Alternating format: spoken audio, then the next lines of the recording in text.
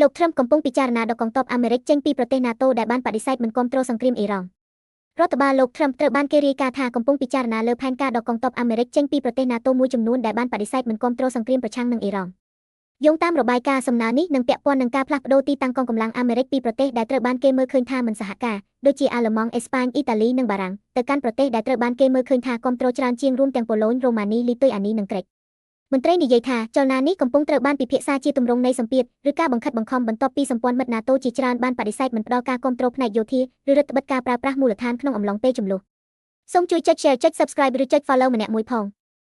ការអះអាងដែលចរាចរណ៍តាមអ៊ីនធឺណិតបង្ហាញថាអ៊ីរ៉ង់បានបង្ហាញសំណើឈប់បាញ់10ចំណុចដោយមានការបង្ហោះខ្លះអះអាងថាប្រធានាធិបតីអាមេរិក Donald Trump បានពិពណ៌នាអំពីផែនការនេះថាអាចអនុវត្តបានទោះជាយ៉ាងណាក៏ដោយគ្មានអង្គការព័ត៌មានអន្តរជាតិធំណាមួយបានបញ្ជាក់ពីសេចក្តីថ្លែងការណ៍បែបនេះពីលោក Trump នៅពេលនេះទេសារព័ត៌មានឈានមុខគេរួមទាំង Reuters, Page News និង Al Jazeera បានរាយការណ៍អំពីភាពតានតឹងកាន់តែខ្លាំងឡើងសម្ពាធការទូតដែលកំពុងបន្តនិងការពិភាក្សាជុំវិញកិច្ចខិតខំប្រឹងប្រែងឈប់បាញ់ដែលអាចកើតមានពាក់ព័ន្ធនឹងអ៊ីរ៉ង់ប៉ុន្តែគ្មាននរណាម្នាក់បានផ្ទៀងផ្ទាត់អត្ថភាពឬការយល់ព្រមជាផ្លូវការនៃផែនការ10ចំណុចជាក់លាក់មួយដោយរដ្ឋបាលអាមេរិកនោះទេ